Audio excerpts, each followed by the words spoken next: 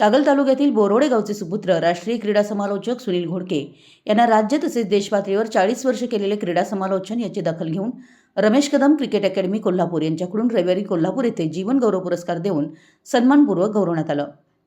अकॅडमीचे संचालक रमेश कदम यांच्या हस्ते त्यांना या पुरस्काराने सन्मानित करण्यात आलं।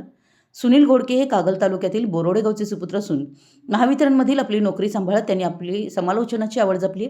गेली 40 वर्षे ते राज्य आणि देश पातळीवरील सामन्यांचे समालोचन करतात। एक अभ्यासू आणि प्रामाणिक राष्ट्रीय क्रिकेट समालोचक अशी त्यांची ख्याती आहे। या प्रसंगी अकॅडमीचे संचालक रमेश कदम, माजी राष्ट्रीय क्रिकेट खेळाडू, MCA निवड समितीचे माजी सदस्य तसेच महापारेषण कराडचे AGM राजेश केळवकर व इतर मान्यवर उपस्थित होते। हा अभिमानास्पद पुरस्कार बहाल करून माझा सन्मानपूर्वक गौरव करून माझी आणखी थोडी उंची आपण वाढवली त्याबद्दल रमेश कदम क्रिकेट अकॅडमीचे सर्वेसर्वा रमेश कदम आणि पदाधिकाऱ्यांचे मनपूर्वक आभार मानतो असे उद्गार सुनील घोडके यांनी काढले। मराठी न्यूजसाठी कागलहून प्रशांत दळवी।